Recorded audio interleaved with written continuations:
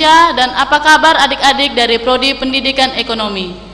Kita semua adalah keluarga besar Fakultas Keguruan dan Ilmu Pendidikan. Salam sejahtera untuk kita semua. Selamat datang dan selamat bergabung bersama kami di kampus kebanggaan kita, Universitas Flores. Sebelum kita membahas lebih jauh, saya akan memperkenalkan diri terlebih dahulu. Nama saya Maria Yovita Gaa. Saya dari Program Studi Pendidikan Ekonomi angkatan tahun 2020. Di sini saya sebagai moderator yang akan memfasilitasi kegiatan Zoom meeting kita pada pagi hari ini. Saat ini telah hadir bersama kita para pemateri yang hebat dan luar biasa. Siapakah mereka? Langsung saja saya perkenalkan. Yang pertama, Bapak Alexander Bala, Sarjana Pendidikan, Magister Pendidikan, selaku Wakil Dekan Bidang Akademik, Fakultas Keguruan dan Ilmu Pendidikan.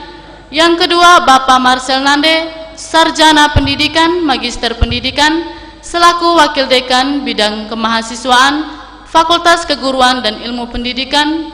Dan yang ketiga, Bapak Adrianus Nasar, Sarjana Sains, Magister Pendidikan Sains, selaku Kepala Penjamin Mutu, Fakultas Keguruan dan Ilmu Pendidikan, Universitas Flores. Untuk tidak memperpanjang kata, langsung saja kepada pemateri pertama, Bapak Marcel Nande. Waktu dan kesempatan saya berikan. Baik, terima kasih Saudari moderator yang sudah memberikan kesempatan kepada saya. Selamat pagi, salam sejahtera untuk kita semua. Saya sampaikan kepada peserta PKKMB tahun 2021. Selamat pagi, selamat datang dan selamat bergabung di Universitas Flores. Yang saya hormati Bapak Rektor Universitas Flores, yang saya hormati para Wakil Rektor, yang saya hormati para Wakil Dekan, para Ketua Program Studi dan Sekretaris Program Studi, singkatnya semua sivitas akademika Universitas Flores yang juga saya kasihi, teristimewa adik-adik saya peserta PKKMB tahun 2021 yang juga saya kasihi. Pertama, izinkan saya untuk menyampaikan ucapan terima kasih kepada Tuhan Yang Maha Esa atas perkenannya lah kita diberi kesempatan untuk boleh melaksanakan kegiatan PKKMB tahun 2021. Terima kasih kepada panitia yang sudah memberikan kesempatan kepada kami dari Fakultas Keguruan dan Ilmu Pendidikan untuk menyampaikan secara umum tentang fakultas. Dan yang berikut adalah apresiasi untuk adik saya moderator yang memandu kegiatan kita pada pagi hari ini. Adik-adik peserta PKKMB yang saya kasihi, hari ini pada kesempatan ini saya ingin menyampaikan materi tentang fakultas dalam pengenalan fakultas dan program studi.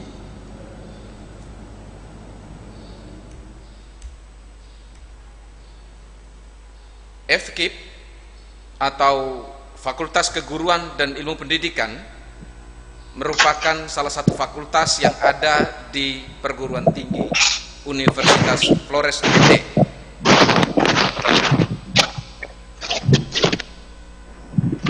Kampus 2.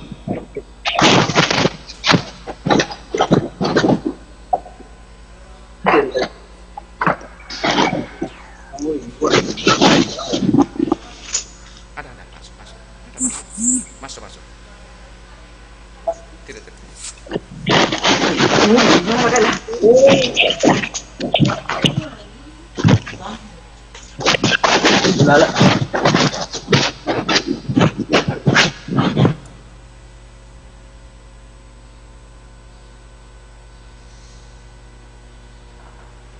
Baik, mohon maaf ada kesalahan teknis. Saya ulangi, adik-adik peserta PKKMB yang saya kasihi, fakultas atau yang disingkat dengan FKIP, Fakultas Keguruan dan Ilmu Pendidikan, merupakan salah satu fakultas yang ada di perguruan tinggi Universitas Flores Kampus 2, tentu dengan VMITUS-nya, visi, misi, tujuan, dan strategi. Kalau bicara soal VMITUS, bagi saya itu merupakan satu koridor, satu rel yang wajib tuntutannya untuk diperhatikan dan dilaksanakan oleh setiap lembaga atau institusi tertentu. Adapun misi dari Fakultas Keguruan dan Ilmu Pendidikan Universitas Flores adalah menjadikan fakultas keguruan yang berdaya saing dan profesional dalam bidang pendidikan berbasis budaya dan teknologi di tahun 2030. Selanjutnya, dari visi yang ada diterjemahkan, dinarasikan ke dalam beberapa misi. Yang pertama, menyelenggarakan pendidikan dan pengajaran bermutu untuk menghasilkan lulusan bidang keguruan yang berdaya saing sebagai mediator budaya di era digital. Yang kedua, menyelenggarakan pendidikan inovasi untuk pengembangan IPTEX. Yang ketiga, menyelenggarakan pengabdian kepada masyarakat untuk meningkatkan IPTEX yang berorientasi pada pengembangan masyarakat. Itu adalah beberapa misi sebagai terjemahan dari visi Fakultas Keguruan dan Ilmu Pendidikan. Adik-adik peserta PKKMB yang saya kasihi, selanjutnya kita lihat di tingkat fakultas juga memiliki pejabat struktural sebagai pejabat pimpinan fakultas. Yang pertama tentu di level fakultas dipimpin oleh dekan, dan beliau menjabat sebagai dekan Fakultas Keguruan dan Ilmu Pendidikan, yaitu Dr. Sofia Sao, Magister Pendidikan. Selanjutnya seluruh kerja program rencana dari dekan akan dibantu oleh para wakil dekan. Fakultas Keguruan memiliki 3 pembantu sebagai wakil dekan, yaitu yang disebut dengan wakil dekan bidang akademik, yaitu oleh Bapak Alexander Balagawen, dan yang kedua wakil dekan bidang administrasi dan keuangan oleh Bapak Felix Velu, dan yang ketiga wakil dekan bidang kemahasiswaan oleh Marcel Nande. Ini adalah pejabat pimpinan fakultas, dan orang-orangnya ini adik-adik bisa lihat nanti pada proses selanjutnya, yang pasti adik-adik bisa lihat langsung mereka-mereka ini sebagai pimpinan fakultas. Selanjutnya pada tingkat fakultas juga memiliki organisasi kemahasiswaan, seperti pada tingkat fakultas juga disebut dengan BEM dan PLM. Kalau kemarin pada pertemuan pada materi tingkat universitas juga dari lembaga kemahasiswaan bicara soal organisasi kemahasiswaan, di tingkat fakultas juga demikian.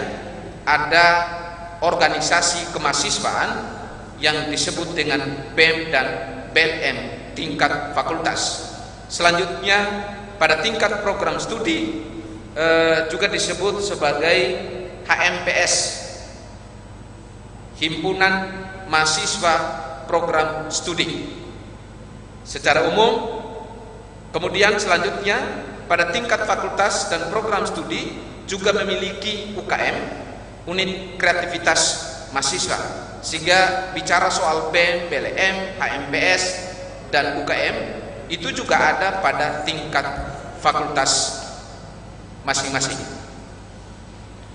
Selanjutnya secara umum penjelasan mengenai tugas dan tanggung jawab struktur organisasi yang ada pada BEM dan BLM dan HMPS sudah disampaikan oleh atau dari tingkat universitas pada kegiatan hari kedua kemarin.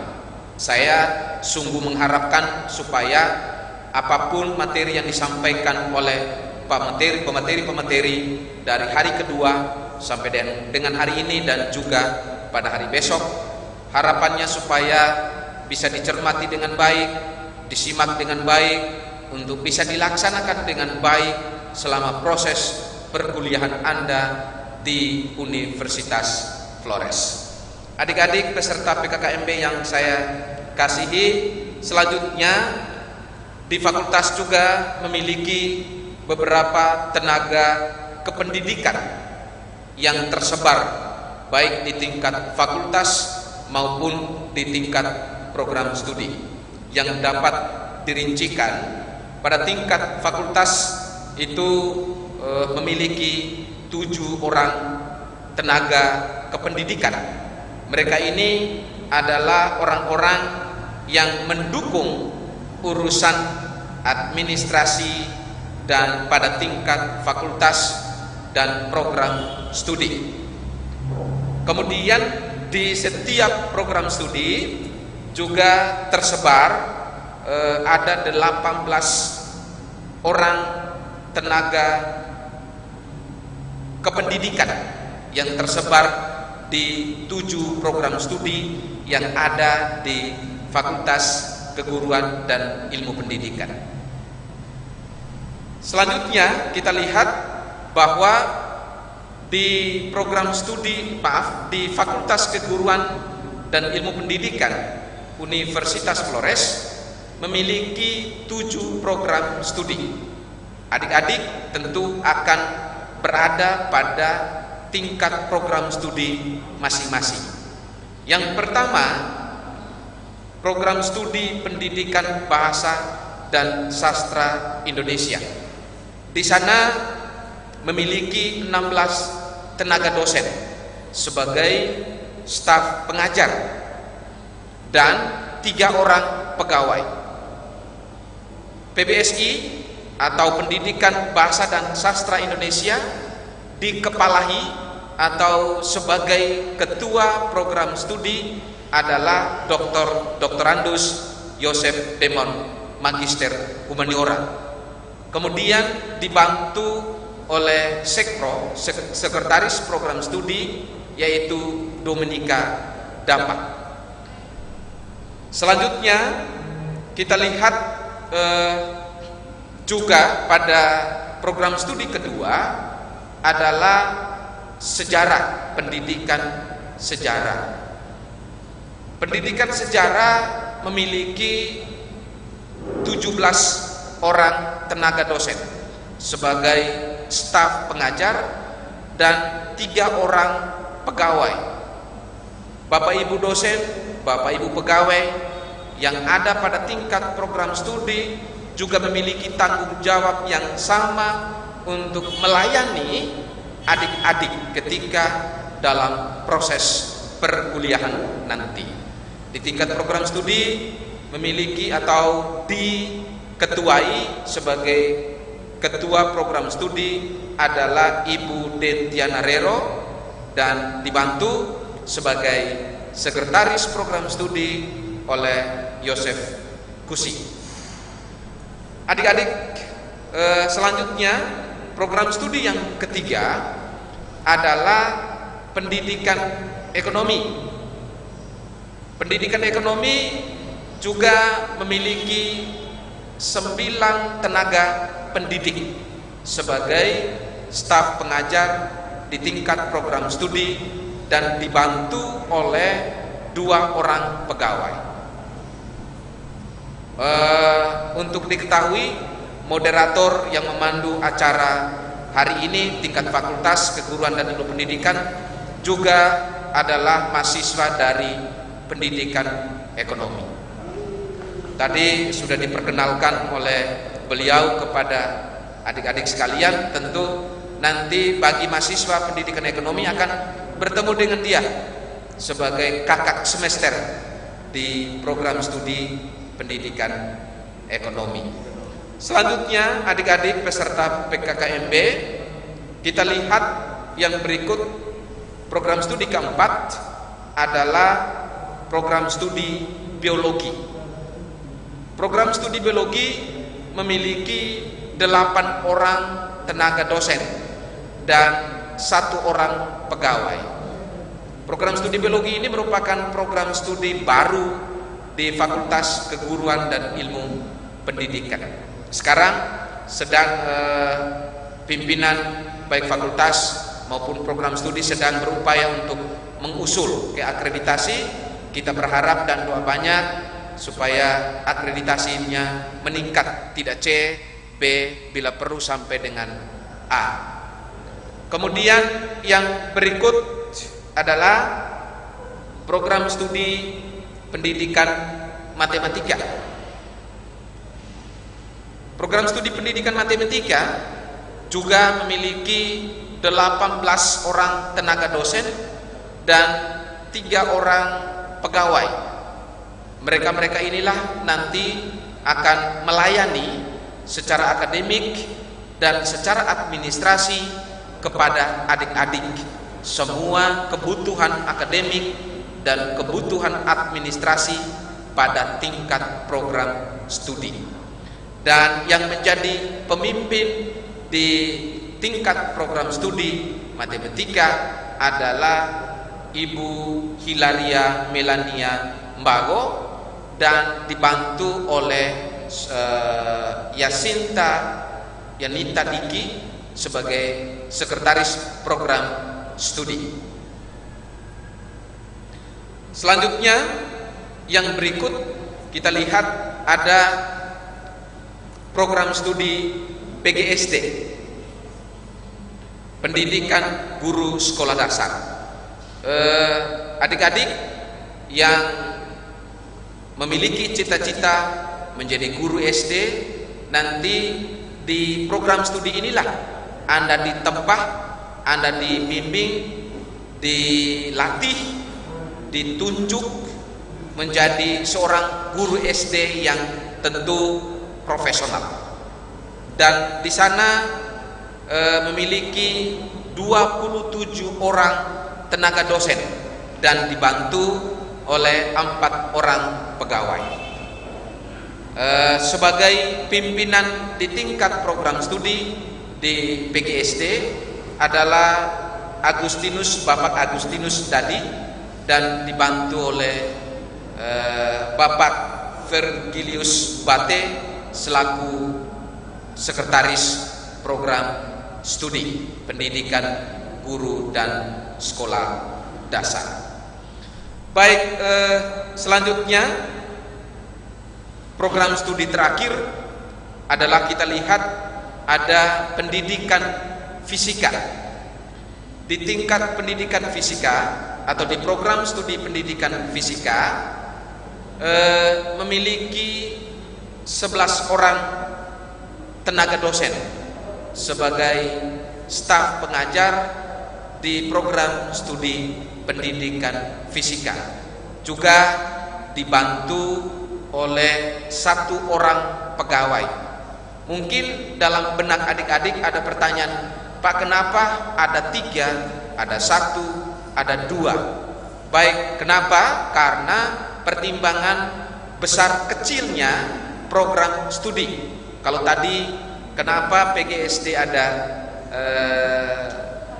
4 orang tenaga pegawai untuk membantu urusan administrasi, karena program studi pendidikan guru sekolah dasar itu merupakan program studi yang besar, lebih besar dibandingkan dengan program studi yang lain yang ada di Fakultas Keguruan dan Ilmu Pendidikan Universitas Flores. Adik-adik sekalian, saya kira itu saja beberapa hal yang bisa saya sampaikan.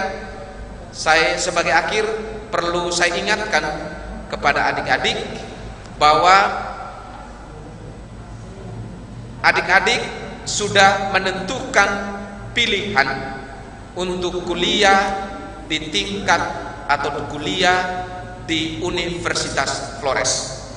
Anda sudah menjadi masyarakat ilmiah, Civitas Akademika Universitas Flores. Oleh karena itu, pendidikan tinggi disebut sebagai pendidikan orang dewasa. Dengan demikian, harapannya adalah mari kita tunjukkan pribadi, perilaku, sikap kita sebagai seorang dewasa. Saya kira demikian beberapa hal yang bisa saya sampaikan. Sebagai manusia yang lemah, saya sebagai pribadi menyampaikan permohonan maaf kalau ada hal-hal yang tidak berkenan. Salam hangat dari pimpinan Fakultas, Dekan Fakultas Keguruan dan Ilmu Pendidikan untuk semua peserta PKKMB, khususnya Fakultas Keguruan dan Ilmu Pendidikan Universitas Flores. Selamat pagi dan salam sehat. Baik, terima kasih kepada Bapak Marcel Nande yang sudah membagikan ilmunya kepada kita. Jadi baik adik-adik, sudah dengar semuanya kan penjelasan yang diberikan oleh Bapak Wakil Dekan Bidang Kemahasiswaan tadi. Jadi menurut saya adik-adik tidak salah pilih ya masuk di Fakultas Keguruan dan Ilmu Pendidikan, karena di sana kita akan diasah sebagaimana mungkin untuk menjadi tenaga pendidik yang bermutu. Baik, sebelum kita melanjutkan ke materi yang berikutnya, mari kita saksikan beberapa cuplikan video berikut. Dan untuk adik-adik boleh istirahat sejenak agar tidak jenuh, namun jangan keluar dari Zoom meeting karena masih ada materi-materi menarik yang akan disampaikan.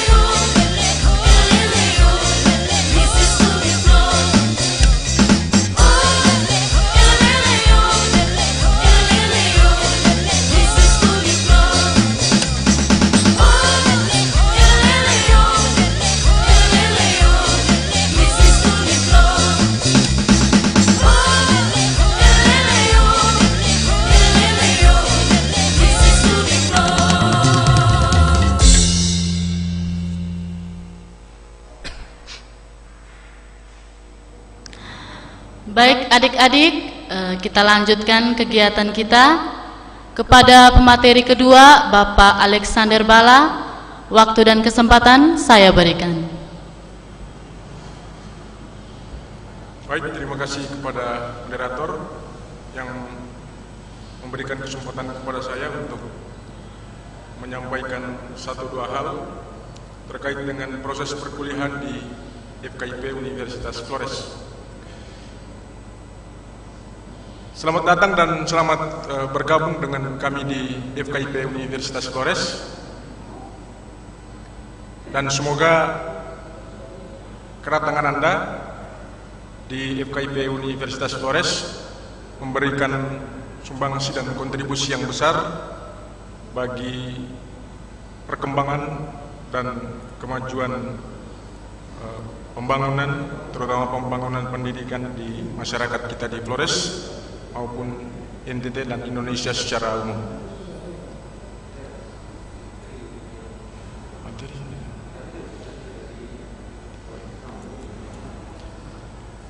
Adik-adik yang saya hormati, Anda mendapatkan sebutan baru, mahasiswa. Ya, selama ini siswa, tapi mulai hari ini Anda disemat dengan sebuah sebutan yang baru, mahasiswa. Itu artinya bahwa Anda memiliki potensi, Anda punya kemampuan, punya kecakapan, punya energi, punya daya, juga punya idealisme, punya cita-cita, punya angan-angan yang mesti terus Anda kembangkan dari saat ke saat. Dan oleh karena itu, hemat saya, energi, kemampuan, kecakapan yang Anda punyai itu sudah Anda tentukan secara tepat untuk masuk melanjutkan pendidikan tinggi di lembaga Universitas Flores, terutama di Fakultas Keguruan dan Ilmu Pendidikan. Tentu saya berharap agar potensi, kemampuan, juga kecakapan, energi, idealisme yang Anda punyai itu mesti diikuti dengan komitmen, itikat, kemauan, dan juga konsistensi, agar cita-cita yang Anda idamkan, cita-cita yang Anda inginkan, juga orang tua inginkan, keluarga inginkan, itu bisa tercapai dengan baik. Ya, kalau bahasa anak-anak muda agak sentimental sedikit, Anda sudah jatuh cinta, ya, Anda sudah jatuh cinta di FKIP, ya, nanti Anda pasti tersebar ke prodi-prodi. Sudah disampaikan oleh Pak Wakil Dekan Bidang Kemahasiswaan tadi, ada 7 program studi di FKIP. Tapi Anda sudah jatuh cinta untuk memilih prodi-prodi tersebut, maka Anda juga mesti jatuh cinta setiap saat. Selama 4 tahun Anda mengikuti perkuliahan di FKIP Universitas Flores. Baik, saya akan memulai penyampaian materi saya dengan visi dan misi FKIP. Anda pasti bertanya-tanya, seperti apa visi FKIP? Visi kita adalah menjadi fakultas keguruan yang berdaya saing dan profesional dalam bidang pendidikan berbasis budaya dan teknologi di tahun 2030. Ya, visi ini itu akan diuji, dan saya berharap agar adik-adik mahasiswa yang sebentar lagi akan kuliah di semester 1 itu mesti mengingatnya secara baik. Kalau perlu bisa hafal ini visi, dihafal, diinternalisasi, dicamkan baik-baik, karena ini arah perjuangan kita bersama 4 tahun ke depan. Jadi menjadi fakultas yang berdaya saing, profesional dalam bidang pendidikan berbasis budaya dan teknologi di tahun 2030. Itu visi besar kita. Kemudian yang berikut, misi. Misi kita yang pertama menyelenggarakan pendidikan dan pengajaran yang bermutu untuk menghasilkan lulusan yang berdaya saing sebagai mediator budaya. Ya. Jadi dharma kita di perguruan tinggi itu ada 3 dharma dharma pengembangan yang sering menjadi fokus perhatian bagi program studi yang ada di FKIP. Yang pertama, aspek atau dharma pendidikan. Visi yang kita pasang pertama adalah menghasilkan lulusan yang berdaya saing. Ingat visi kita tadi, maka misi kita adalah menghasilkan lulusan yang berdaya saing. Berdaya saing sebagai mediator budaya. Jadi Anda semua ini, ya, mahasiswa di FKIP, itu mesti menjadi mediator budaya. Budaya-budaya kita itu banyak sekali yang ada di masing-masing etnik, masing-masing suku kita yang ada di Flores, Lembata, NTT maupun Indonesia. Anda diharapkan untuk memediasi, yang menjadi mediator, artinya berusaha untuk menjadi mediator yang baik, bukan misalnya malah menjadi sumber konflik di mana-mana. Kita berusaha untuk mengembangkan misi sebagai mediator budaya. Kemudian yang kedua, menyelenggarakan pendidikan ke masyarakat yang berorientasi IPTEX, ya. Jadi pendidikan kita yang kita jalankan di prodi-prodi tentunya itu mesti berbasis ilmu pengetahuan dan teknologi. Jika Anda sudah memiliki pengalaman, kecakapan tadi atau kemampuan terutama dalam bidang ilmu yang Anda pilih di masing-masing program studi, maka Anda mesti mengamalkan ilmu pengetahuan yang Anda peroleh selama kuliah. Ya, jadi ilmu pengetahuan yang sudah didapat itu mesti diamalkan. Apa gunanya menyimpan ilmu sebanyak mungkin, tapi ilmu itu tidak berguna untuk masyarakat. Kita berusaha untuk memediasi soal ini. Jadi kita bekali Anda dengan sejumlah pengetahuan, kemampuan, kecakapan, lalu kecakapan pengetahuan itu digunakan untuk pemberdayaan masyarakat. Kemudian yang kedua, kita juga membangun kerjasama. Ya, era ini era jaringan, era kerjasama. Kita tidak berdiri sendiri. Kita butuh orang lain. Kita butuh institusi lain, lembaga lain. Ya. Maka kita ajak mereka untuk bermitra dalam pembangunan pendidikan di fakultas ini. Anda juga sama, Anda tidak berdiri sendiri. Anda butuh orang lain, butuh kerjasama, butuh mitra. Maka kita coba menjadi mediator untuk menjembatani hubungan kita dengan orang-orang di luar. Kemudian yang berikut, yang keempat, menyelenggarakan penelitian yang inovatif. Ya, inovatif. Ini sehubungan dengan misi yang pertama tadi, bahwa budaya-budaya kita yang begitu banyak itu coba kita kaji, kita angkat kembali agar bisa kita timba, kita ambil hal-hal yang positif, nilai-nilai yang positif untuk pemberdayaan masyarakat kita. Itu hanya bisa dilakukan lewat penelitian. Dan yang terakhir, yang misi yang kelima, membangun tata kelola dan tata pamong yang efektif dan efisien. Misalnya urusan-urusan administrasi kemahasiswaan itu kita upayakan agar bisa dilayani dengan cepat, dengan tepat dan efisien. Itu misi kita yang ke-5. Baik, tentang jumlah prodi yang ada di FKIP saya simak tadi, itu sudah disampaikan oleh Wakil Dekan 3. Ada 7 program studi dan semua program studi ini sudah terakreditasi. Anda jangan khawatir, jangan cemas tentang legalitas formal prodi-prodi yang Anda pilih, karena semua prodi di FKIP 7 program studi itu sudah terakreditasi. Nah, saya yakin bahwa Anda sampai memilih FKIP sebagai tempat melanjutkan pendidikan Anda, karena memang kita punya keunggulan. FKIP Universitas Flores itu punya keunggulan. Bisa saya sebutkan, yang pertama, kita punya citra yang baik di masyarakat. Ya, Anda yang datang mendaftar dan akhirnya jatuh cinta untuk kuliah di FKIP, itu tentu mendengar banyak cerita dari alumni, dari orang tua Anda yang barangkali tamat di FKIP Universitas Flores, dari media sosial. Akhirnya Anda memilih FKIP karena kita punya citra yang baik. Ya. Kita punya citra yang baik. Kita punya pesan yang baik ke tengah masyarakat bahwa FKIP Universitas Flores itu juga tidak beda-beda jauh dengan FKIP lain yang ada di Nusantara ini. Kemudian yang kedua, kita punya kurikulum juga standar nasional.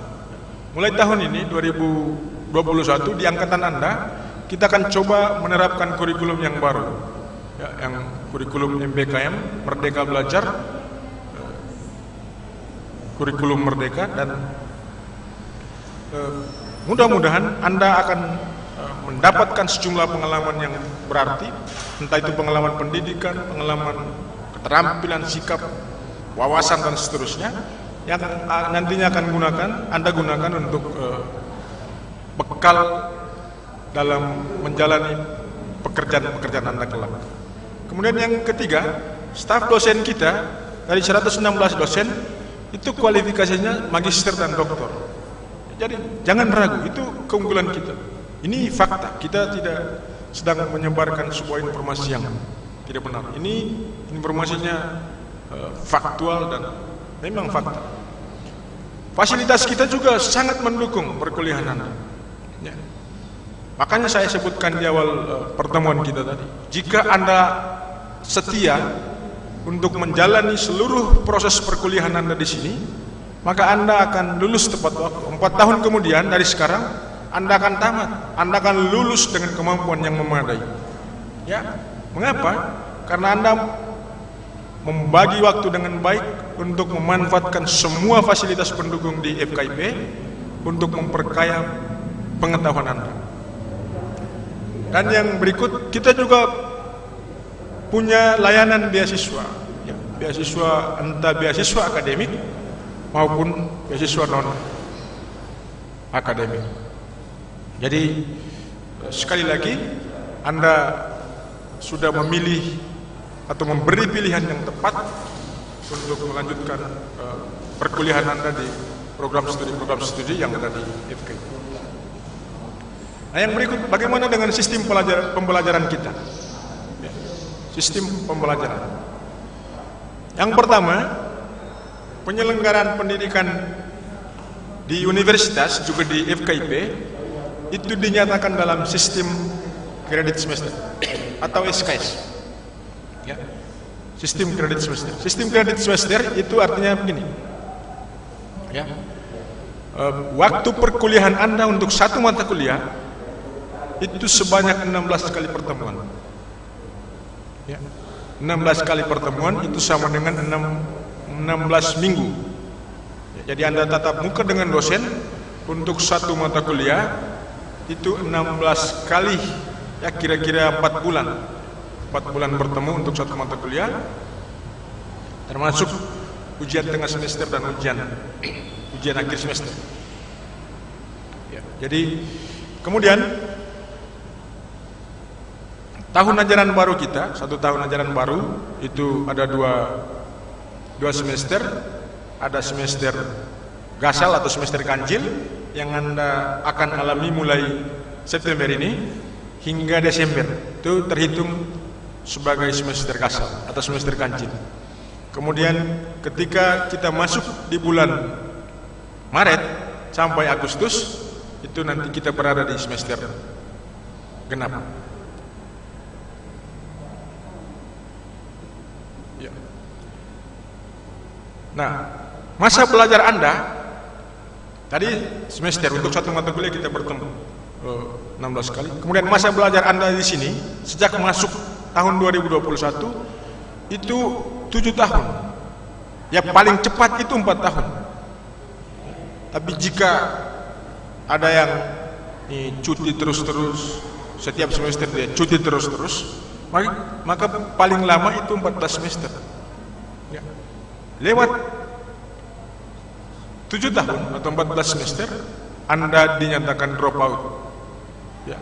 Dan jika pada posisi drop out ingin melanjutkan studi, Anda harus studi mulai dari semester 1. Kan kasihan. Ya. Maka saya analogikan seperti ini adik-adik.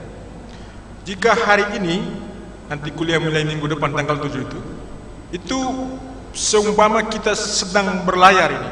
Kita berangkat dari pinggir pantai, berlayar menuju ke seberang sana.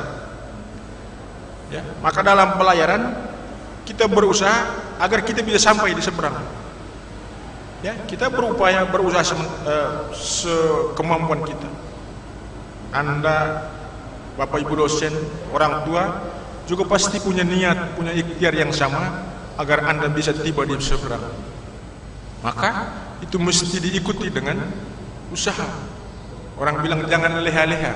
Karena saya mahasiswa, saya bisa leha-leha, saya bisa senang-senang. Itu tidak bisa. Kalau leha-leha senang-senang, itu artinya Anda tidak kuliah tepat waktu. Jadi Anda usahakan 4 tahun selesai. Ya, 4 tahun selesai. Dan itu akan sangat membanggakan Anda, membanggakan orang tua Anda, dan siapa saja yang ikut mendukung perkuliahan Anda di sini. Beban belajarnya dari semester 1 sampai dengan semester terakhir sampai Anda tamat itu 144 SKS. Ya, 144 SKS itu akan nanti mulai dibagi dari semester 1 ini. Di semester awal biasanya semua mengambil jumlah SKS yang sama, 20 sampai dengan 23 atau 21. Jadi semua mahasiswa sama. Perbedaan kemampuan itu terlihat pada saat Anda sudah di semester 2. Ya, jika Anda belajarnya bagus, punya komitmen yang bagus, maka tentu berpengaruh terhadap nilai Anda juga bagus.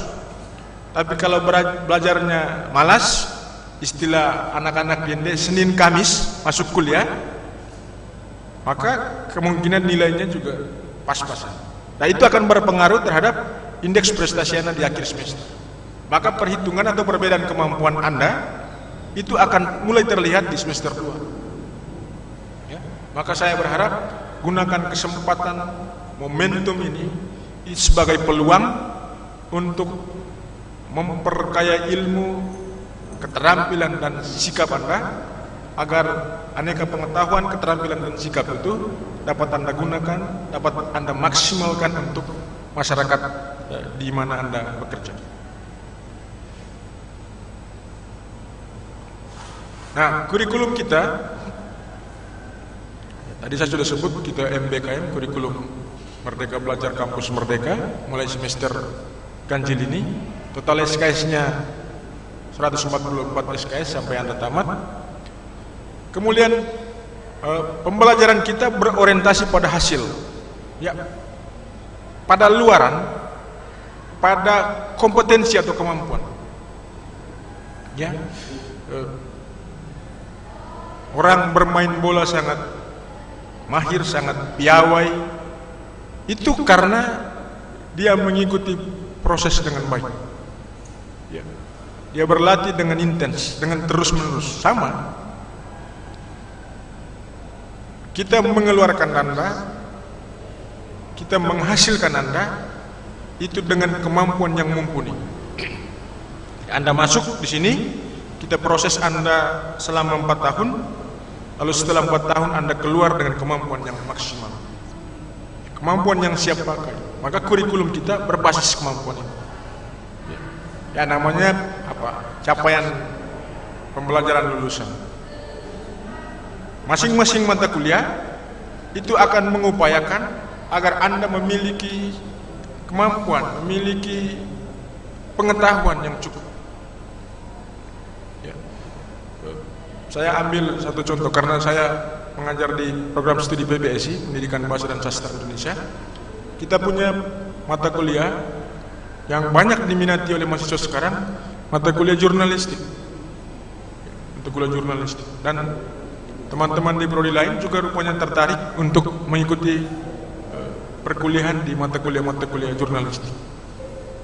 Jadi setelah kita memberi kuliah kepada Anda dalam mata kuliah ini, kita berharap agar Anda bisa suatu saat bisa menjadi wartawan, bisa menjadi penulis, bisa menjadi editor dan lain sebagainya, bisa bekerja di media massa dan lain sebagainya. Ini kemampuan yang kita bekalkan kepada Anda. Jadi luarannya adalah kompetensi di bidang masing-masing. Jika Anda memilih program studi pendidikan biologi, maka Anda tamat dengan kemampuan yang memadai di bidang pendidikan biologi. Kira-kira begitu.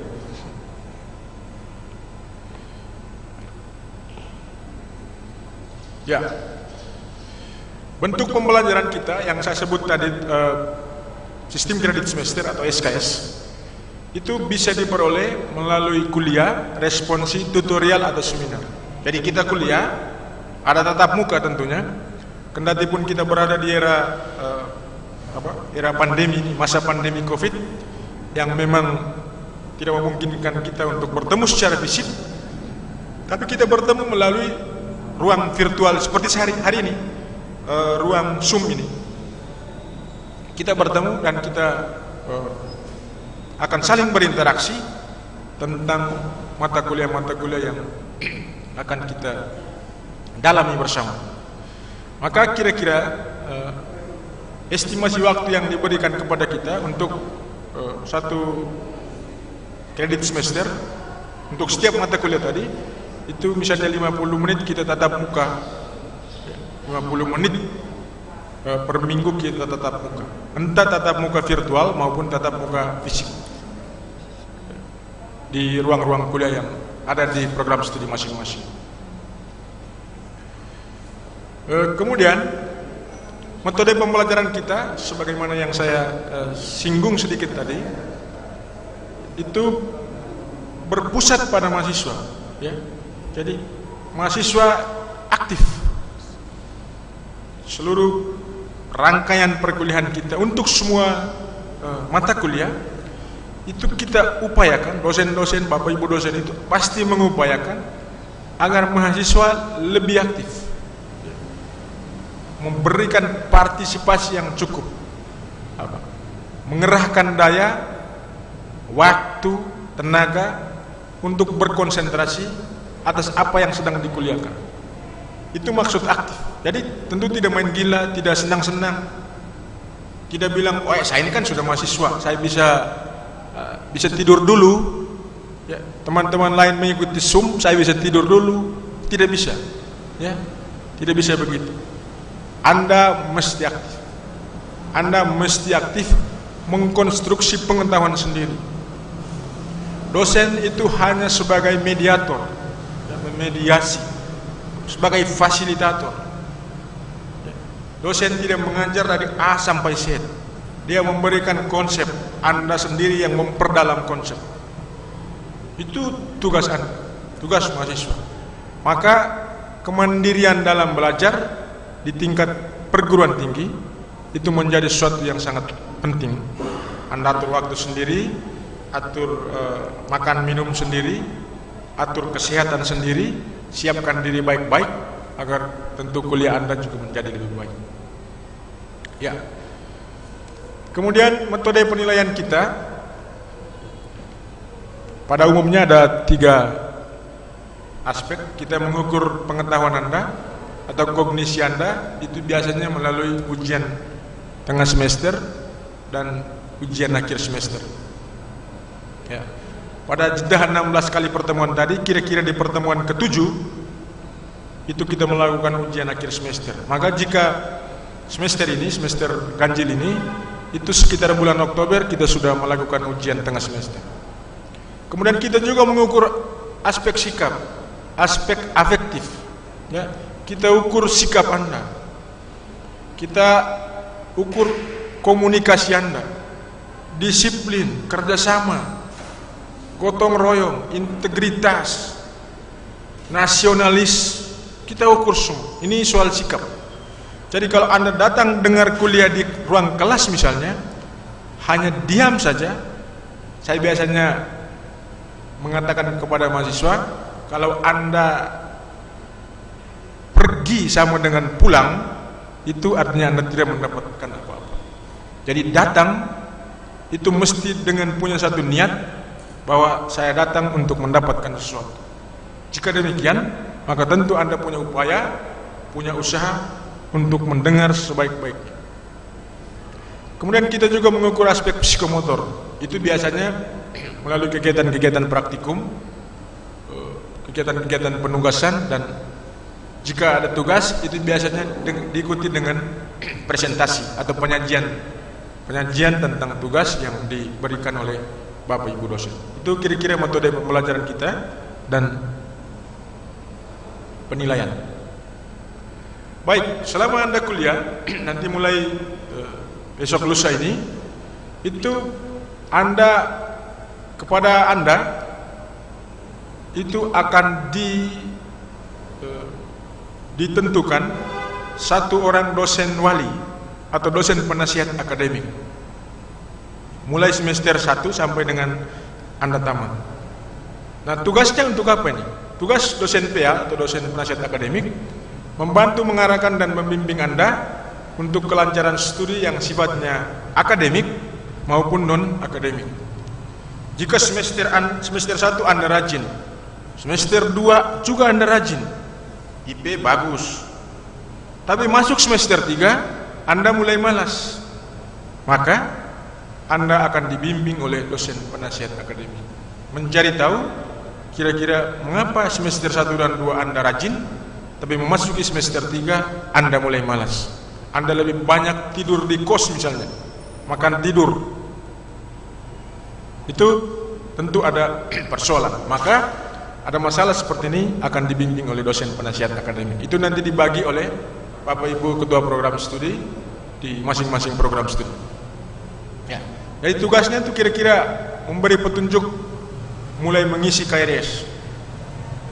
Kita di FKIP itu menerapkan 4 kali bimbingan pertemuan dengan dosen PA di awal semester, menjelang ujian tengah semester, kemudian 2 kali di antara semester, dan 1 kali itu pada akhir semester untuk semacam mengevaluasi tentang kelancaran studi Anda. Jika ada yang tidak beres, maka tentu akan diberikan bantuan.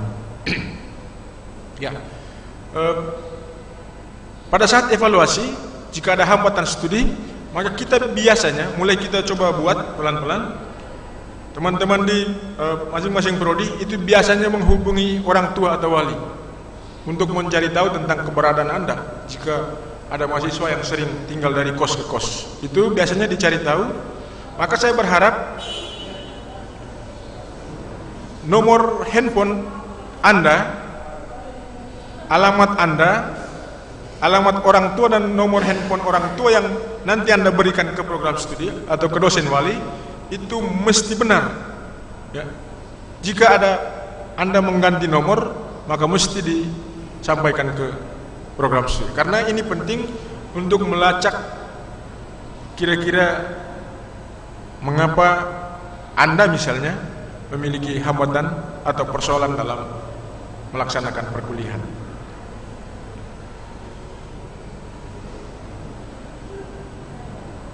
Ya.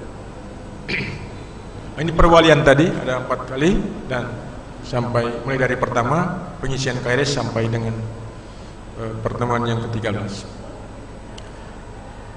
Kemudian mata kuliah di fakultas kita mulai tahun ini juga, mulai semester Anda ini kita memiliki 5 mata kuliah di fakultas dengan bobot SKS-nya bervariasi. Total SKS untuk 5 mata kuliah ini sebanyak 13 SKS, dan itu Anda akan alami mulai di semester 1 ini sampai pada semester 7. Mata kuliahnya yang pertama landasan kependidikan, kemudian yang kedua kearifan lokal, yang ketiga profesi keguruan, micro teaching atau pembelajaran mikro, kemudian yang ke-5 PPL. Jadi nanti di semester 7 itu Anda akan melaksanakan praktek pengalaman lapangan di sekolah di Kabupaten Ende atau juga di kabupaten-kabupaten lain di daratan Flores ini. Baik, tentang UTS dan UAS tadi, ketentuannya harus 100% hadir tatap muka. Ya, tatap muka fisik di ruang-ruang kuliah atau sekarang ini tatap muka virtual. Ya, jadi jangan Anda hidupkan kamera lalu Anda bisa tidur. Tidak bisa. Ya, Anda harus aktif tadi sebagaimana yang saya sampaikan di awal pertemuan ini. Terus layak administrasi keuangan maupun administrasi akademik. Anda bisa mengikuti ujian susulan UTS maupun UAS, ya, tapi dengan ketentuan ini misalnya, kalau Anda sedang menjalankan tugas negara atau tugas dari prodi, tugas dari fakultas, tugas dari universitas, atau mengalami musibah keluarga, mengalami bencana dan seterusnya, asal itu bisa ditunjukkan dengan surat-surat keterangan. Syarat kelulusan, ya. Jadi syarat kelulusan ini yang paling klimaks sudah, yang terakhir. Anda masuk di semester 1, nanti mulai besok, minggu depan itu sudah kuliah, sampai pada 4 tahun yang akan datang, pada semester yang ke-8, tahun yang ke-4, jika Anda lulus, maka kita berharap supaya hal-hal ini mesti Anda ikuti. Misalnya IPK Anda juga harus baik. Ya, IPK Anda harus baik. Jika Anda menginginkan IPK Anda baik, maka alami proses perkuliahan dari semester 1 sampai selesai itu dengan baik. Hasilnya pasti baik. Kemudian semua mata kuliah minimal nilai C, tapi kalau C paling banyak itu berpengaruh terhadap IPK Anda. Maka usahakan nilainya ya minimal C, tapi kalau C banyak tadi itu, maka usahakan B atau A dan seterusnya.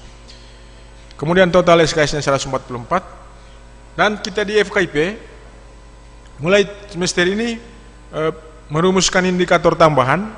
Misalnya, ya, pada saat mahasiswa mau wisuda, Anda ini 4 tahun yang akan datang mau wisuda, maka minimal menunjukkan 5 sertifikat. Ya, 5 sertifikat. 5 sertifikat itu 3 sertifikat dari program studi, yang kegiatan-kegiatan yang diselenggarakan di program studi, 1 sertifikat adalah kegiatan-kegiatan yang dilaksanakan di bidang kemahasiswaan, dan 1 sertifikat lain itu kegiatan-kegiatan atau bukti Anda mengikuti kegiatan yang diselenggarakan oleh pihak-pihak luar. Jadi ini indikator tambahan kita yang mesti Anda ingat baik-baik. Ya. Jadi Anda di sini tentu tidak mengisi kepala Anda dengan pengetahuan dengan pengetahuan semata, tapi mesti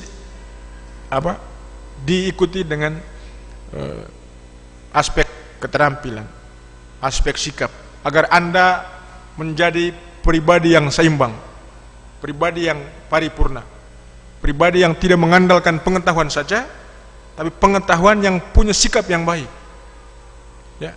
Tidak hanya pengetahuan dan sikap yang baik, tapi juga punya keterampilan yang memadai. Jika Anda mengalami keberimbangan 3 hal ini, 3 sikap ini, maka Anda tentu menjadi sarjana yang paripurna, sarjana yang lengkap, sarjana yang baik, yang akan menjadi mediator untuk memecahkan persoalan-persoalan atau masalah-masalah di mana saja Anda bekerja. Adik-adik yang saya hormati, demikian 1-2 hal yang bisa saya sampaikan tentang sistem perkuliahan di FKIP Universitas Flores. Saya berharap semoga materi-materi yang kecil ini yang saya sampaikan tadi itu bisa menjadi daya dorong bagi Anda, memberi semangat tambahan bagi Anda untuk mengalami seluruh proses perkuliahan mulai dari semester 1 sampai semester 8 di fakultas, terutama di program studi yang sudah Anda pilih.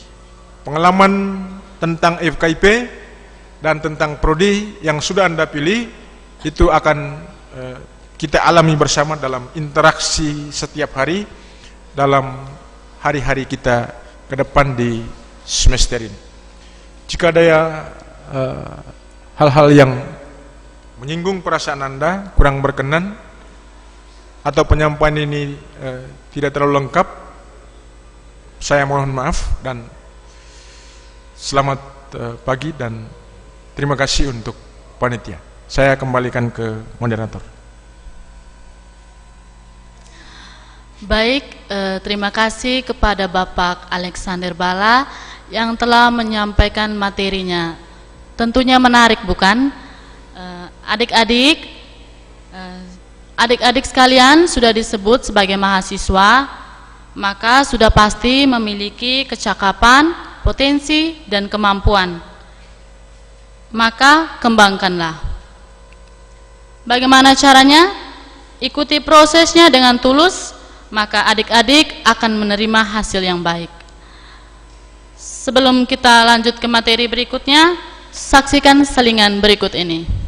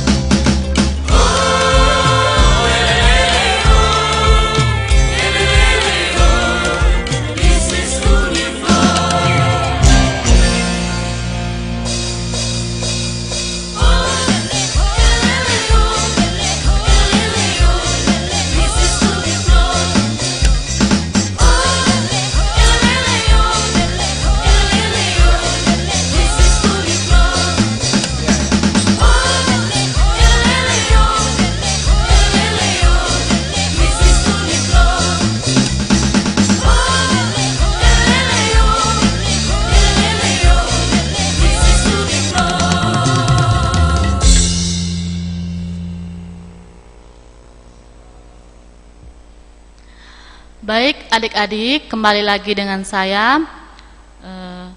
Berikutnya kepada pemateri yang ketiga, Bapak Adrianus Nasar. Waktu dan kesempatan saya berikan. Ya, baik, terima kasih atas waktu dan kesempatan yang diberikan kepada saya dalam kegiatan PKKMB tingkat fakultas pada Fakultas Keguruan dan Ilmu Pendidikan Universitas Flores. Pertama-tama saya memperkenalkan diri agar kalian bisa mengenal sedikit tentang saya. Tadi sudah disampaikan oleh moderator bahwa nama saya Adrianus Nasar, SSI, MPD, SI.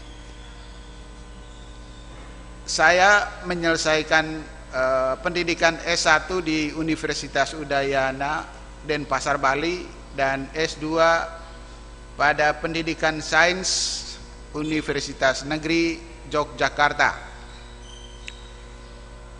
Saya bekerja di program studi pendidikan fisika dan di tingkat fakultas saya sebagai Ketua Unit Mutu tingkat Fakultas Keguruan dan Ilmu Pendidikan, dan bekerja di Universitas Flores dari tahun 2002 sejak program studi pendidikan fisika dibuka. Jadi saat ini sudah 19 tahun bekerja di Universitas Flores. Demikian pengenalan singkat dari saya untuk mengawali kegiatan saya dalam membawakan materi. Baik, materi yang diberikan kepada saya yaitu perwalian dan sistem informasi akademik.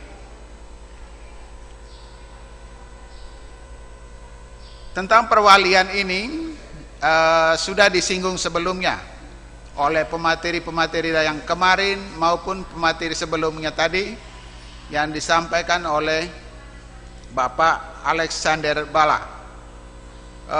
Perwalian ini merupakan suatu keharusan di perguruan tinggi, di mana perwalian ini merupakan suatu bentuk pendampingan, pembimbingan dan pembinaan kepada seorang mahasiswa oleh seorang dosen. Ya. Nah, dosennya ini disebut sebagai dosen wali dan mahasiswanya disebut sebagai mahasiswa wali. Nah, dosen wali atau dosen pembimbing ini di Universitas Flores dikenal dengan dosen penasihat akademik atau dosen pembimbing akademik. Nah, selama kalian berada di Universitas Flores, tentu ada seorang dosen pembimbing akademik yang membina kalian dalam menempuh perkuliahan atau menyelesaikan studi di program studi di Fakultas Keguruan dan Ilmu Pendidikan.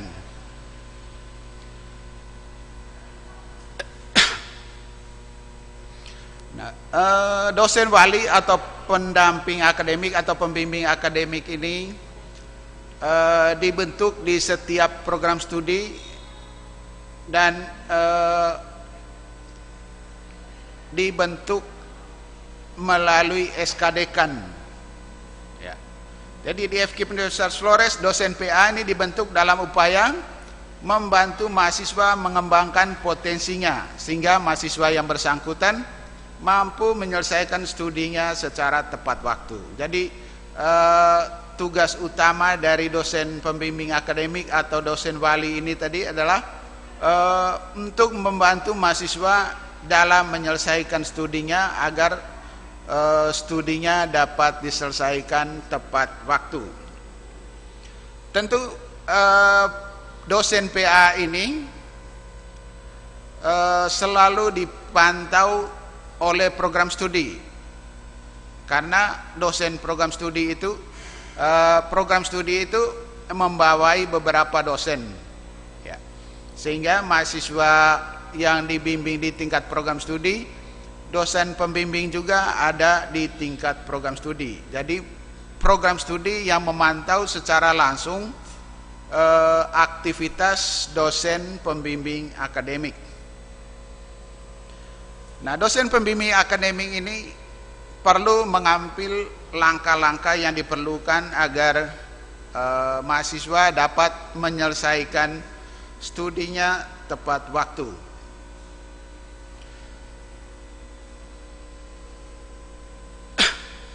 Jadi tugas utama dari dosen PA ini atau dosen pembimbing akademik ini, yang pertama adalah melakukan bimbingan rutin kepada seluruh mahasiswa bimbingannya.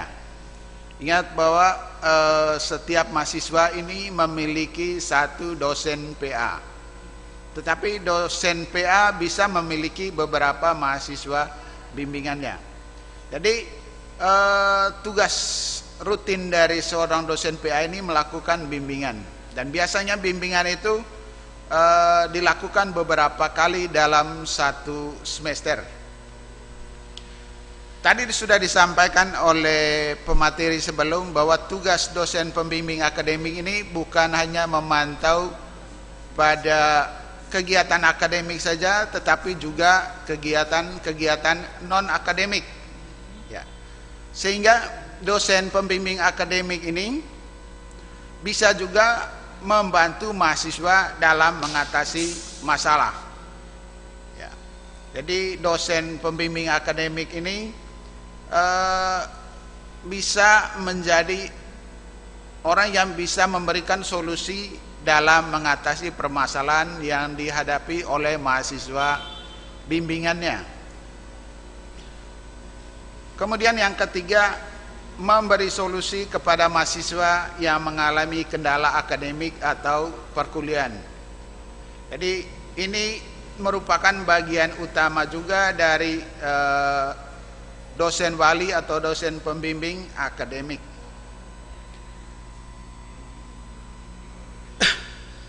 Kemudian dosen PA juga ini atau dosen pembimbing akademik memberi rekomendasi untuk penanganan mahasiswa oleh konselor. Nah, untuk bagian yang ini, jika ada perilaku-perilaku tertentu dari mahasiswa bimbingannya yang di luar dari perilaku yang diharapkan, dan ini menjadi masalah di tingkat program studi atau tingkat fakultas, maka peran seorang dosen PA untuk mengarahkan dan bekerja sama dengan program studi agar mahasiswa yang bersangkutan dapat ditangani atau dibimbing oleh seorang konselor. Ya, mungkin kalian di tingkat SMA semacam guru BP atau guru BK. Ya. Dalam hal pembimbing dan mahasiswa bimbingan ini tentu ada beberapa dokumen yang harus dimiliki atau dipunyai oleh seorang dosen PA dan mahasiswa bimbingannya. Jadi selama proses perkuliahan mahasiswa di bawah bimbingan dosen PA ini ada dokumen seperti kartu bimbingan atau buku bimbingan, ya. Jadi buku bimbingan ini menjadi satu dokumen sebagai bukti bimbingan ketika mahasiswa dan dosen pembimbingnya atau dosen pembimbing akademiknya melakukan proses bimbingan. Dalam buku bimbingan itu akan tercatat aktivitas proses bimbingan, ya. Nah, bimbingan yang sering dilakukan oleh dosen PA terhadap mahasiswa bimbingannya itu biasanya pada awal semester, yaitu pada pengisian KRS, ya.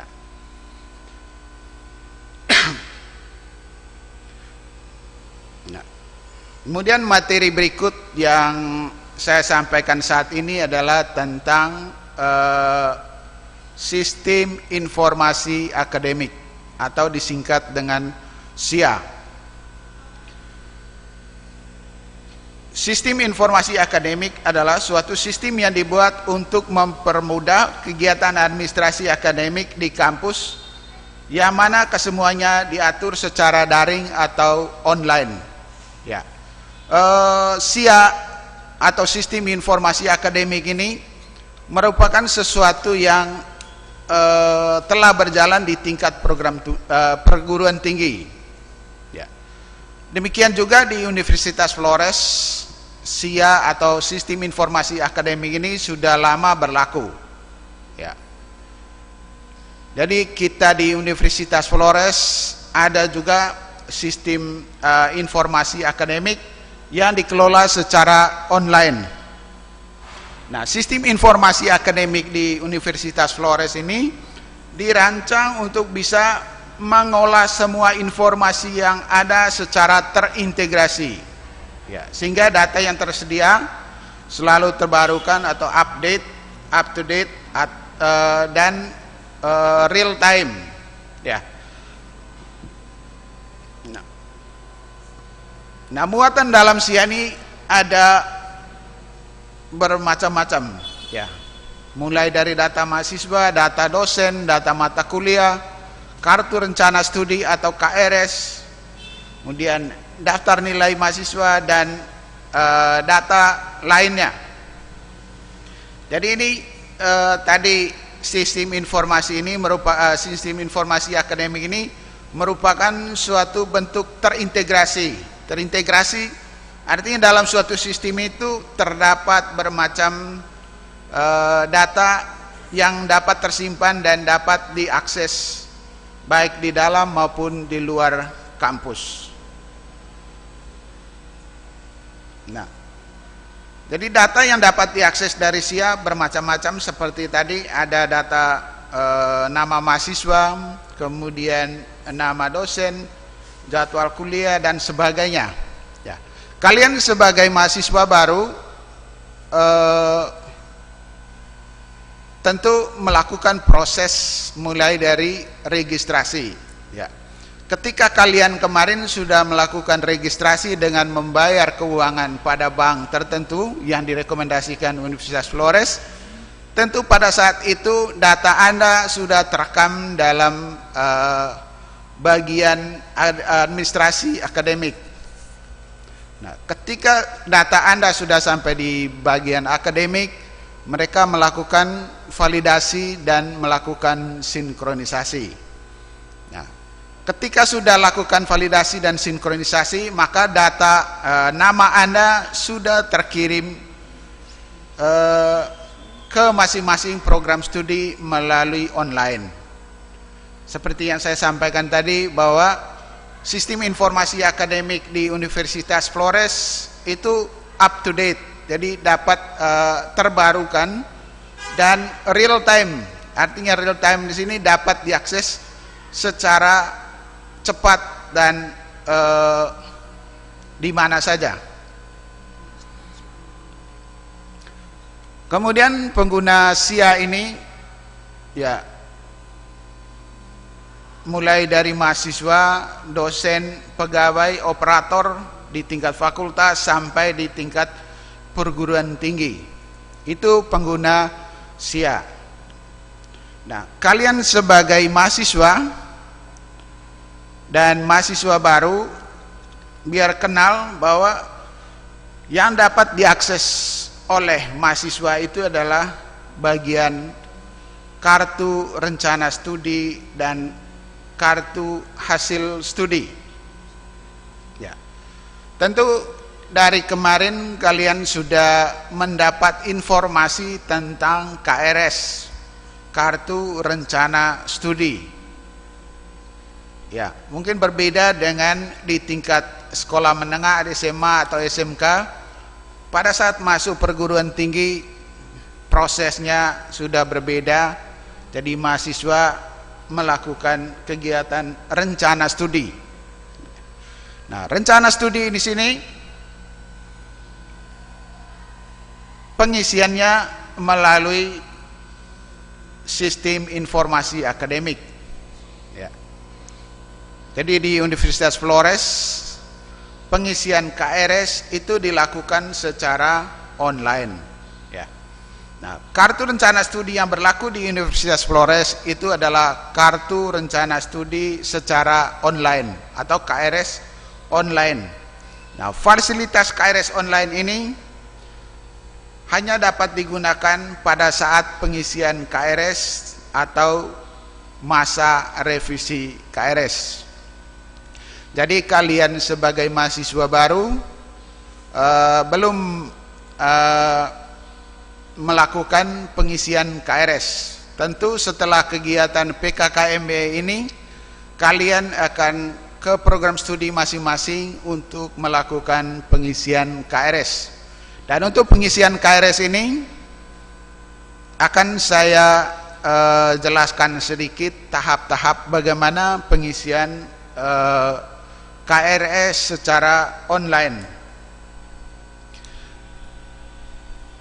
Pada saat kalian sudah selesai mengikuti PKKMB ini, kalian akan ke program studi. Ya. Tentu kalian melapor diri ke program studi sebagai mahasiswa baru dan bukti yang Anda bawakan itu adalah bukti registrasi. Ya. Nah, bukti registrasi ini menunjukkan bahwa kalian sudah melakukan registrasi dan pembayaran keuangan pada bank, dan data Anda sudah terkirim oleh bagian administrasi akademik pada tingkat program studi secara online. Ya. Ketika Anda sampai di tingkat program studi,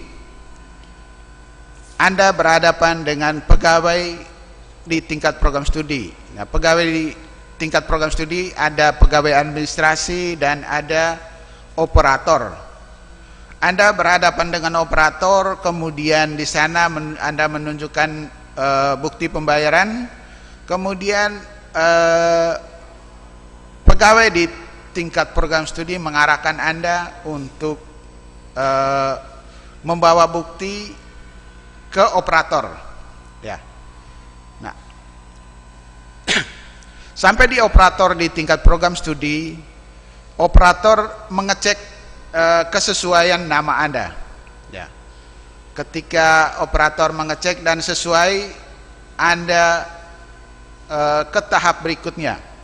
Nah, tahap berikut ini tentu berkaitan dengan dosen pembimbing akademik tadi. Tadi saya sudah jelaskan bahwa tugas seorang dosen pembimbing akademik itu adalah melakukan pembimbingan terhadap mahasiswa.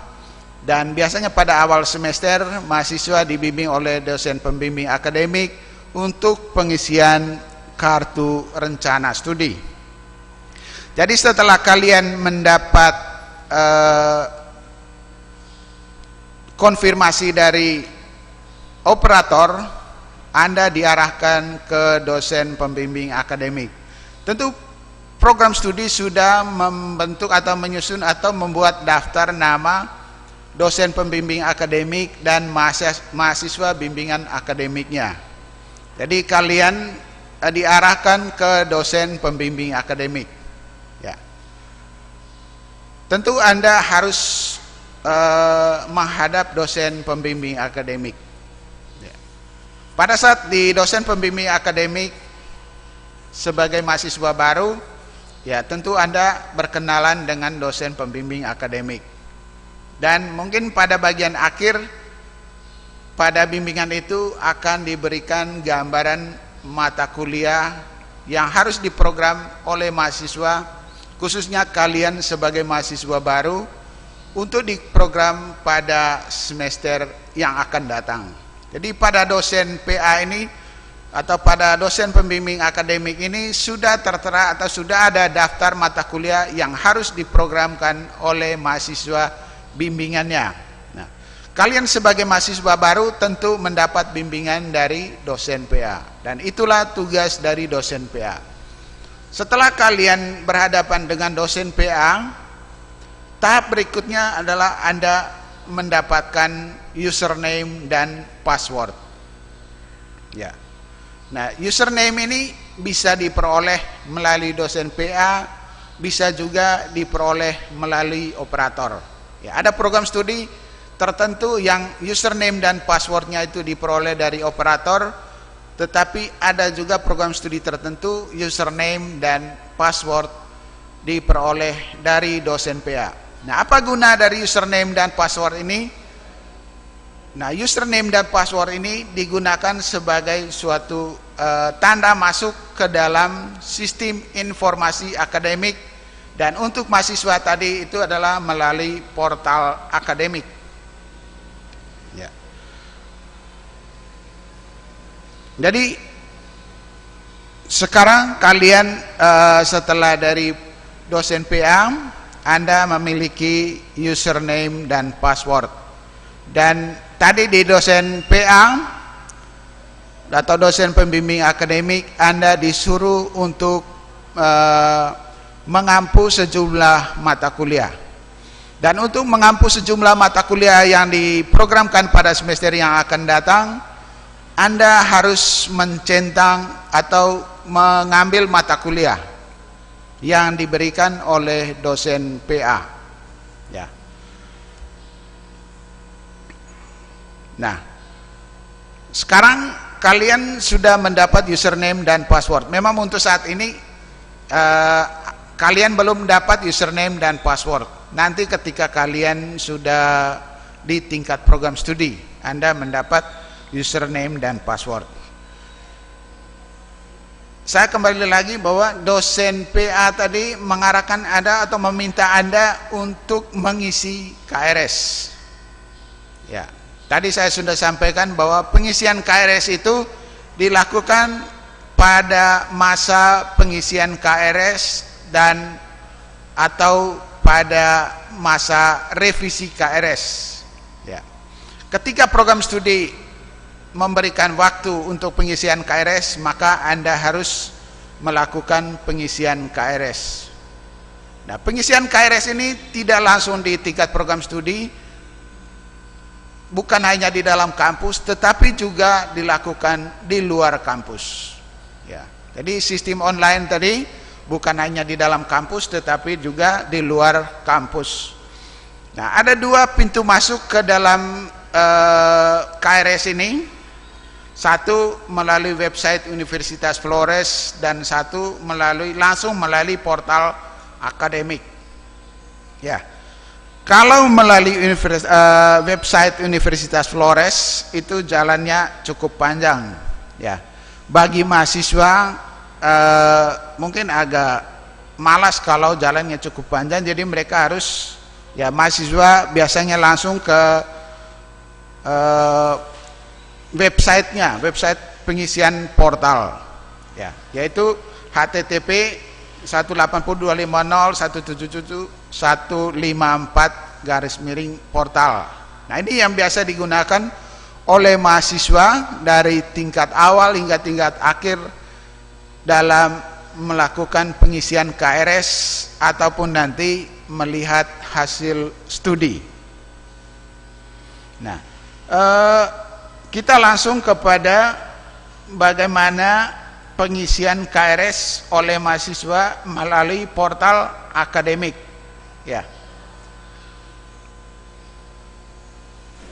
Nah, media yang digunakan untuk pengisian KRS ini bisa melalui laptop atau notebook dan bisa juga melalui handphone atau smartphone. Ya. Website yang digunakan biasanya oleh mahasiswa itu seperti yang saya sampaikan tadi, ya, tampil di layar Anda. Ya, ketika Anda mengklik atau memasukkan URL ini, maka akan muncul portal akademik. Ya, dalam portal akademik itu sudah muncul logo Universitas Flores dan juga ada tulisan Universitas Flores. Di situ ada portal akademik. Ya. Dalam menu portal akademik ini yang pertama harus muncul username dan password, kemudian di bagian bawah itu login. Nah, tadi ketika kalian sudah berhadapan dengan dosen PA dan operator di tingkat program studi, Anda sudah mendapatkan username dan password. Ya. Jadi Anda mengisi atau memasukkan username pada menu portal akademik ini. Ya. Nah, username itu biasanya menggunakan NIM Anda, ya, nomor induk mahasiswa. Tadi sudah dapat dari operator atau dari dosen PA. Kemudian password. Password ini ketika dimasukkan di sini munculnya titik-titik, artinya di sini bahwa password ini sesuatu yang rahasia. Jadi username dan password yang Anda miliki itu adalah sesuatu yang sifatnya rahasia dan harus dijaga kerahasiaannya.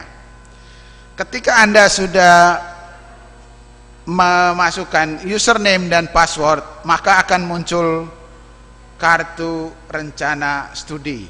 Jadi pada sebelum ke kartu rencana studi, tampilan dalam portal akademik itu yang pertama ucapan atau tulisan selamat datang. Nah, di sini saya mengambil salah satu contoh mahasiswa sebagai contoh. Ya, jadi bagian awal itu ucapan selamat datang kepada Anda. Ya. Nah, di situ ada bermacam-macam menu dalam portal akademik ini. Nah, tadi tugas Anda adalah mengisi kartu rencana studi. Jadi di mana Anda menemukan kartu rencana studi pada bagian ini? Anda harus bisa melihat tampilan di layar dari portal akademik. Nah, kebetulan di sini portal akademiknya itu ada menu akademik. Ya, menu akademik ini baru ada muncul menu kartu rencana studi. Ya. Jadi kalian mengklik pada menu kartu rencana studi. Ketika Anda mengklik ini, maka akan tampil kartu rencana studi. Ya. Dengan keterangannya di situ akan muncul di situ.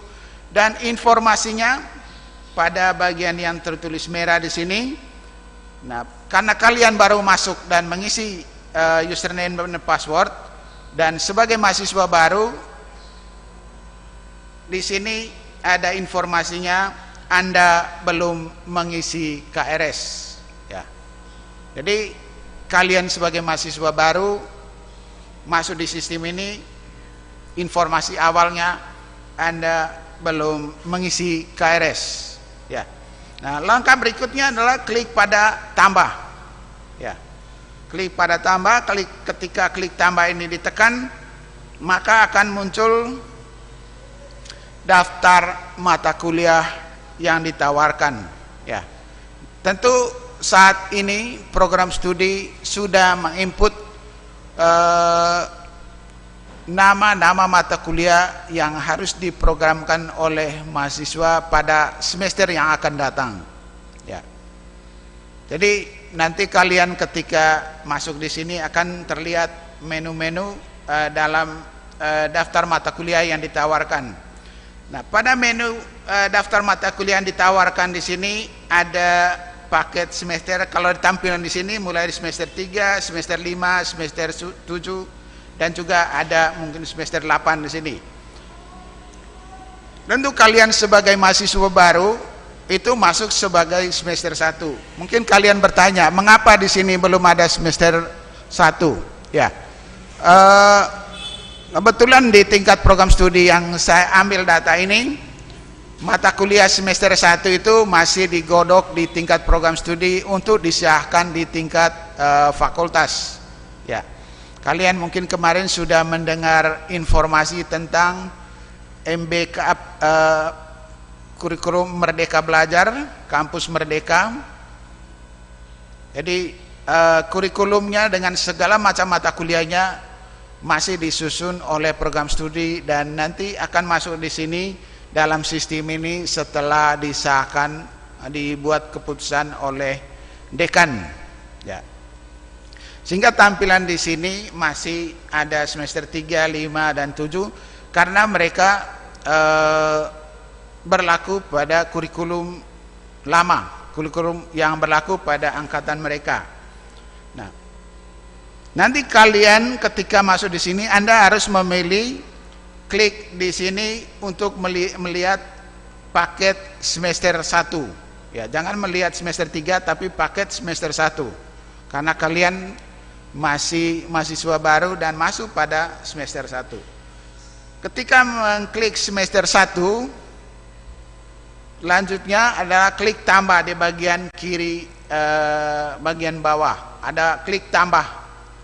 Setelah klik tambah, maka akan muncul sejumlah mata kuliah. Kalau di sini tampilan semester 3, nanti akan tampil, kalau klik semester 1 maka akan tampil daftar mata kuliah untuk semester yang akan datang, semester 1 ini. Ya. Dalam tampilan ini terlihat di sini ada nomor, kemudian ada kontak centang, dan juga ada kelas, ada nama mata kuliah, ada jadwal kuliah. Ya. Nah, khusus untuk kelas ini, ya, ada program studi tertentu yang kelasnya cuma satu kelas, tapi ada juga yang mahasiswanya banyak sehingga butuh kelas paralel. Ya, jadi satu kelas di Universitas Flores normalnya 40 atau 45 orang mahasiswa. Jadi kalau lebih dari 45 maka kelasnya itu dibuat paralel, yaitu misalkan semester 1A, 1B, 1C dan seterusnya kalau mahasiswa banyak. Jadi kelas di sini tentu di program studi tadi Anda mungkin diarahkan untuk memilih kelas ini atau kelas itu, kelas A atau kelas B, atau mungkin tidak ditentukan kelasnya A atau B. Silakan mengklik saja. Ya. Tahap berikutnya dalam pengisian ini, ya, Anda melihat daftar mata kuliah yang disampaikan oleh dosen PA tadi, atau yang mata kuliah yang direkomendasikan oleh dosen PA tadi. Ketika Anda melihat, kemudian lihat ada kesesuaian, Anda centang. Nah, ya, ketika semuanya telah dicentang, maka tahap berikutnya adalah, ya, jadi ketika Anda sudah selesai mencentang, ya, tentu Anda harus melihat dulu kesesuaian, sesuai tidak dengan daftar mata kuliah yang disampaikan oleh dosen PA tadi. Ketika sudah selesai, maka tahap berikutnya adalah klik lagi tambah. Ya. Kalau sudah klik tambah, maka akan muncul dalam tampilan di situ kartu rencana studi, dan di bawahnya itu adalah hasil tambah KRS. Ya, hasil tambah KRS ini berisi mata kuliah yang berhasil diambil. Ya, nanti kalian akan alami sendiri ketika melakukan pengisian KRS secara online ini, baik di kampus maupun di luar kampus. Ya, jadi tentu daftar mata kuliah ini pasti harus sesuai dengan daftar mata kuliah yang diberikan oleh dosen pembimbing. Ketika sudah menyelesaikan pengisian KRS ini, ya, Anda kembali ke program studi. Ya, tidak lepas di dalam sistem saja, tetapi Anda harus kembali ke program studi.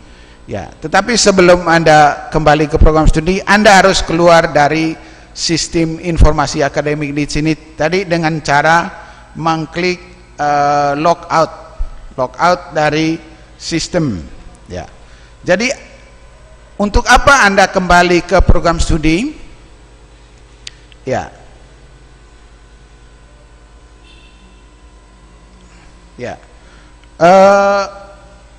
Anda ke program studi menyampaikan kepada program studi bahwa kalian sudah mencentang semua mata kuliah yang direkomendasikan oleh program studi.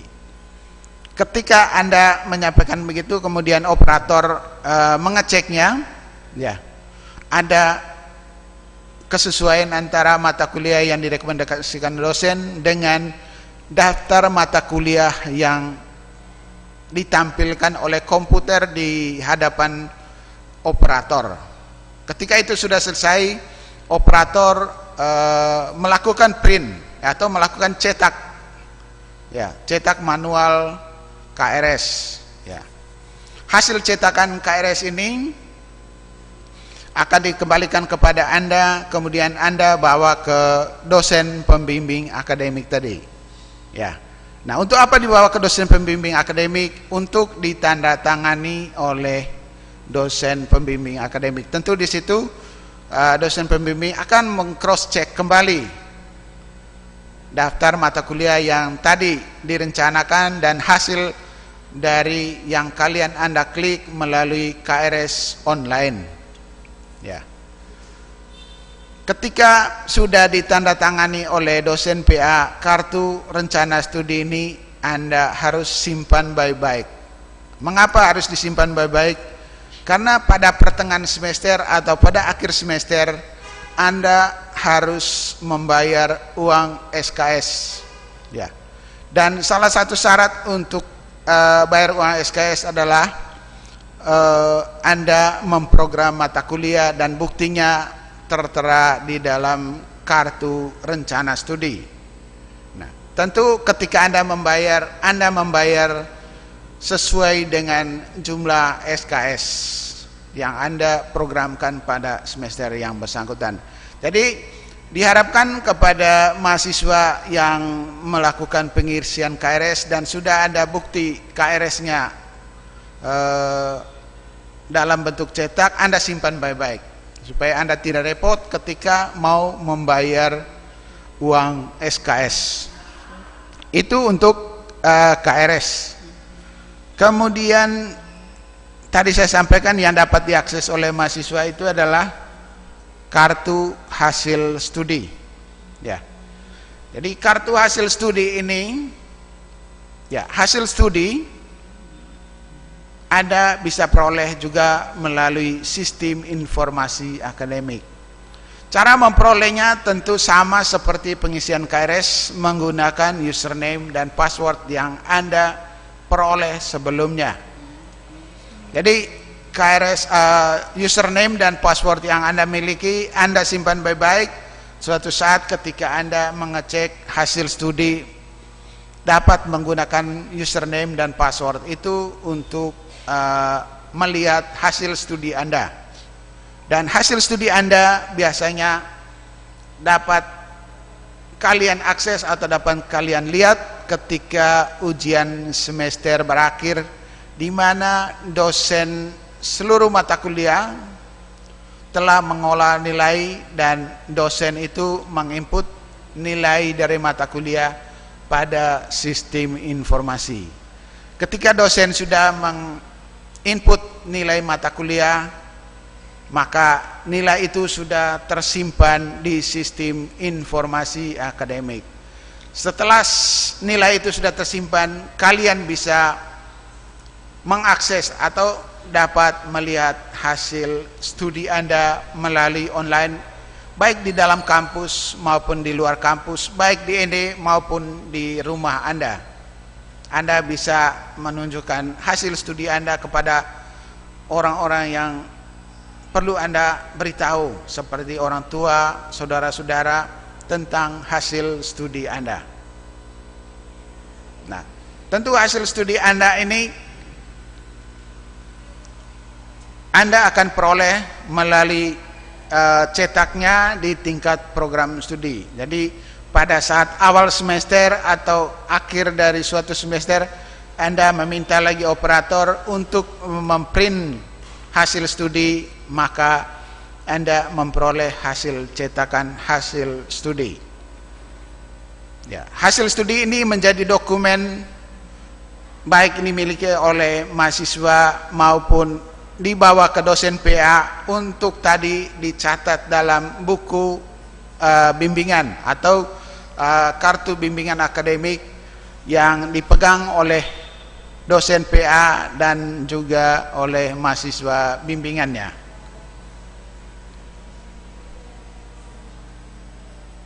Jadi itu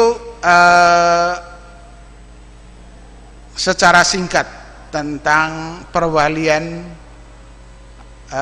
dosen pembimbing akademik di Universitas Flores, khususnya di tingkat fakultas, dan juga bagaimana SIA itu yang dapat diakses atau diisi oleh mahasiswa, ya, yaitu tentang pengisian KRS dan bagaimana melihat hasil studi melalui kartu hasil studi pada sistem informasi akademik. Jadi demikian penyampaian saya. Tentu ada banyak kekurangan, ada banyak kekeliruan. Pada kesempatan ini saya menyampaikan mohon maaf yang sebesar-besarnya apabila penyampaian saya tidak jelas atau masih bingung. Jadi kalau kalian mau mendapat informasi tentang bagaimana pengisian KRS ini, kalian bisa mendapatkan file ini sebagai tutorial dalam melakukan pengisian KRS. Demikian penyampaian saya kembalikan kepada moderator, silakan.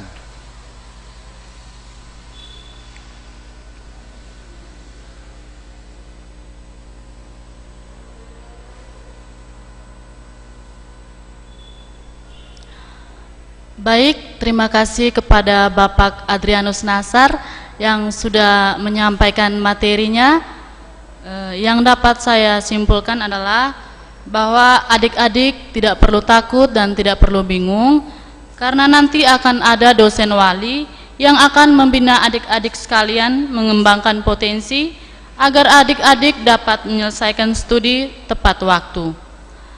Baik adik-adik sekalian, demikian materi yang dipaparkan pada hari ini. Puji Tuhan sudah terlaksana dengan baik. Terima kasih kepada ketiga pemateri yang sudah menyampaikan materinya dan meluangkan waktunya. Terima kasih juga kepada adik-adik sekalian yang sudah berpartisipasi dalam kegiatan ini.